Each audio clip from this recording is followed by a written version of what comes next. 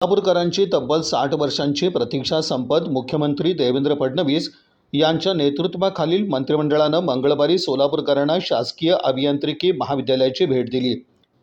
यंदाच्या शैक्षणिक वर्षापासूनच हे शासकीय अभियांत्रिकी महाविद्यालय सुरू करण्याचा निर्णय मंगळवारी झालेल्या राज्य मंत्रिमंडळाच्या बैठकीत घेण्यात आला।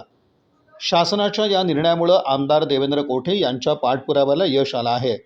या कामी पालकमंत्री जयकुमार गोरे यांची त्यांना खंबीर साथ मिळाली आहे।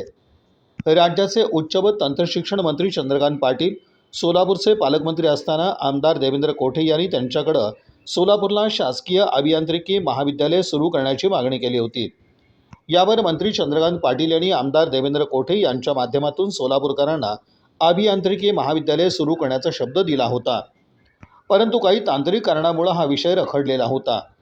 यानंतर आमदार देवेंद्र कोठे यांनी मुख्यमंत्री देवेंद्र फडणवीस यांची पत्रावर सही घेऊन पाठपुरावा सुरू केला होता।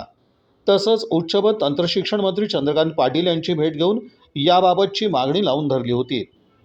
विधानसभेत 3-4 वेळा याबाबत राज्य शासनाकडे मागणी केली होती। या कामी पालकमंत्री जयकुमार गोरे यांनी आमदार देवेंद्र कोठे यांच्या प्रयत्नांना खंबीर साथ देत राज्य शासनाकडे वारंवार ही मागणी केली होती।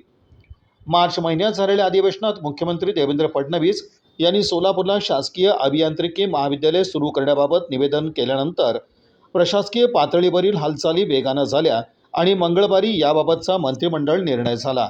सोबत सोलापूर करता शासकीय अभियांत्रिकी महाविद्यालय हे देखील मंजूर करण्याचा निर्णय आम्ही घेतलेला आहे। सोबत सोलापूर करता शासकीय अभियांत्रिकी महाविद्यालय हे देखील मंजूर करण्याचा निर्णय आम्ही घेतलेला आहे।